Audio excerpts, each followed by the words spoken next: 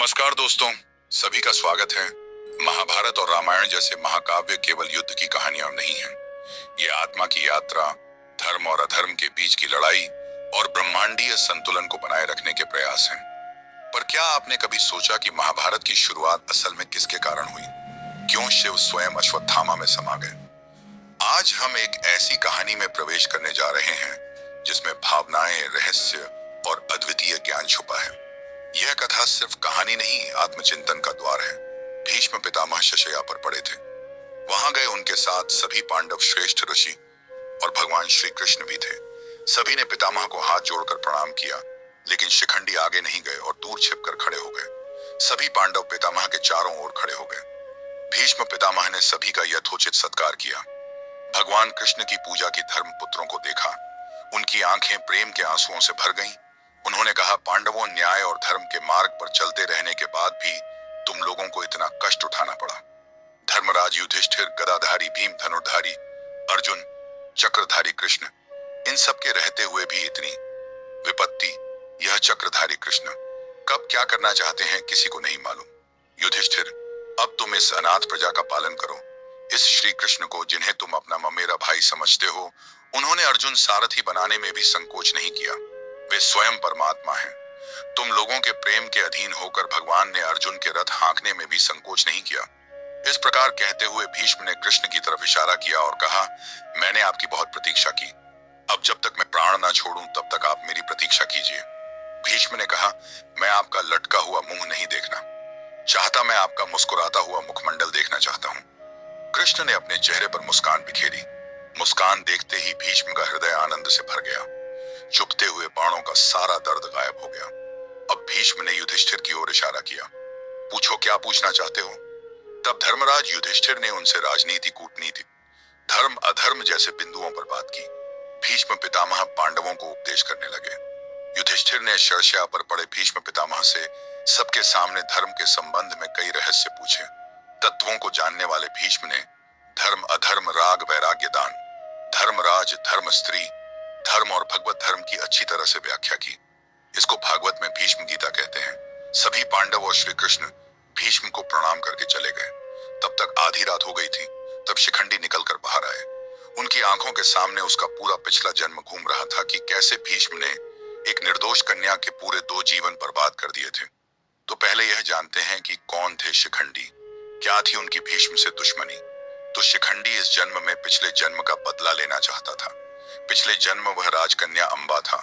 अंबा, अंबिका और अंबालिका, तीनों काशी नरेश की सुंदर कन्याएं थीं। तरुण सुंदर राजकन्याओं का स्वयंवर था।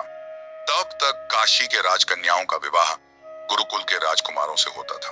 परंतु स्वयंवर के आयोजन से भीष्म क्रोध हो गए और उन्होंने तीनों राजकन्याओं को उठा दिया और घोषणा की कि वो उनका विवाह भाई विचित्रवीर्य से करेंगे। और वहां आए हुए राजकुमारों को आह्वान दिया और बड़ी सहजता से भीष्म ने उन्हें पराजित किया। मातृशाल नरेश ने उन्हें टक्कर देने का प्रयास किया, पर वह भी हार गए। हस्तिनापुर आने पर अंबा ने बताया कि राजा शाल और वह एक दूसरे से प्यार करते हैं और शादी करना चाहते थे। सुनते ही बड़े आदर से भीष्म ने अंबा को शाल के पास भेज दिया, परंतु सबके सामने अपमानित होने के कारण शाल ने अंबा को स्वीकृत करके हस्तिनापुर वापस भेज दिया। अपमानित अंबा ने भीष्म को उससे विवाह करने का अनुरोध किया, जो प्रतिज्ञा के कारण भीष्म ने मना किया। भीष्म के एक कृत्य से अंबा के सपने उद्ध्वस्त हो गए। उसने कड़ी तपस्या करके भीष्म के गुरु परशुराम जी को भीष्म को विवाह के लिए मनाने की प्रार्थना की, परंतु भीष्म नहीं माने। तो भगवान शिव की तपस्या करके अगले जन्म उसके हाथों भीष्म की मृत्यु हो, ऐसा वरदान प्राप्त करके देह त्याग किया। अगले जन्म वह राजा द्रुपद के घर पैदा हुई और शिखंडी बन के युद्ध भूमि में भीष्म के सामने आ गई। वह मूलतः कन्या थी। यह जानते हुए भीष्म ने धनुष नीचे रख दिया और अर्जुन ने बाण चला दिया। इस तरह अंबा का बदला पूर्ण हुआ। तो पांडवों के जाने के बाद भीष्म पितामह आंखें बंद करके पड़े हुए थे। तब उन्हें किसी के कदमों की आहट सुनाई दी। वह से चौंक गए। इस समय कौन आ गया? तो आवाज आई, प्रणाम गंगा पुत्र। भीष्म बोले। अंबा, शिखंडी बोले, तो तुमने मुझे पहचान ही लिया? भीष्म बोले, हाँ द्रुपद नंदन, तुम्हें मैं कैसे भूल सकता हूं, मैंने तुम्हें देखते ही पहचान लिया था। शिखंडी बोला, भीष्म, आज आप अन्याय के विरुद्ध लड़ने का उपदेश दे रहे हैं, लेकिन आप स्वयं जीवन भर अन्याय की ओर से लड़ते आ रहे हैं। जब तुमने मेरा यानी अंबा का अपहरण किया था, तब आपका यह ज्ञान कहाँ चला गया था? उस समय आप बिना एक कन्या की इच्छा जाने तुमने उसका जीवन बर्बाद कर दिया, क्योंकि तुम शक्ति और बल के घमंड में मत थे। जब मेरे लिए सब दरवाजे बंद हो गए तो मैंने तुमसे विवाह करने के लिए बोला, तो तुमने अपनी प्रतिज्ञा की आड़ लेकर मेरा अपमान किया और मेरे सामने आत्मदाह के सिवा कोई रास्ता नहीं छोड़ा। तब तुम्हारा धर्म कहाँ गया था? और आज आप पांडवों को धर्म अधर्म की बातें सिखा रहे हैं। मुझे तो यही सोचकर तुमसे घृणा होती है। शिखंडी के नुकीले बाणों की तरह चुभने वाली बातें सुनकर भीष्म पितामह की आंखों में आंसू आ गए। वह कुछ क्षण बाद बोले, हे शिखंडी, जब मैंने तुम्हारा अपहरण किया था तब साफ बोला था कि मैं अपने भाई विचित्र वीर्य से विवाह लिए इन कन्याओं को ले जा रहा हूं। न तुम्हारे पिता ने और ना तुमने मुझे बताया कि तुम राजा शाल से प्रेम करती हो। और जब तुमने विवाह के लिए बोला तो मेरे सामने अपने मरे हुए पिता को दिया हुआ वचन सामने आ गया। मेरा तुम्हारा अपमान करने का कोई विचार नहीं था। अब हो गया तुम्हारा प्रतिशोध पूरा। शिखंडी चुप रहा। भीष्म फिर बोले, मन में मेरी तरफ से कोई गिला नहीं रखना, यह तो होना ही था। अधर्म पर धर्म की विजय के लिए देवताओं ने युगों पहले से ही इसकी रचना कर ली थी।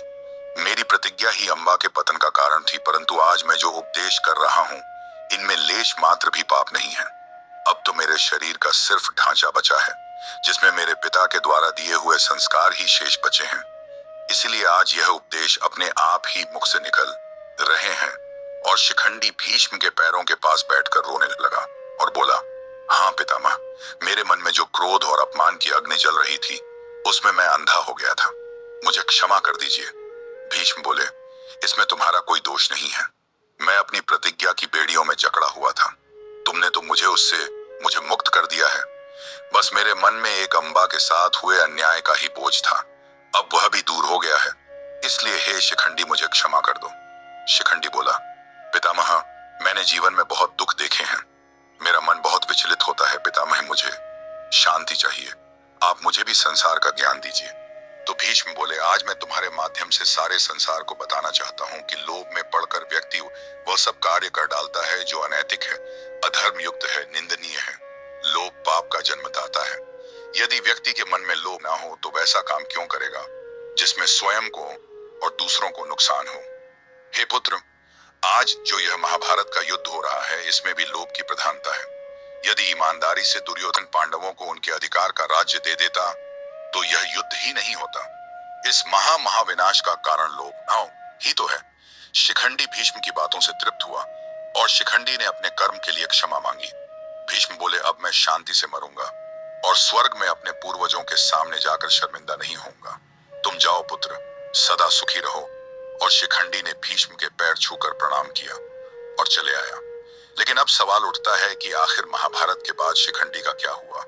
इस कथा का वर्णन हमें महाभारत के अंतिम दिन में मिलता है, जब स्वयं भीम के द्वारा दुर्योधन की जान को तोड़ दिया गया। दुर्योधन अपनी अंतिम सांसें गिन रहा था।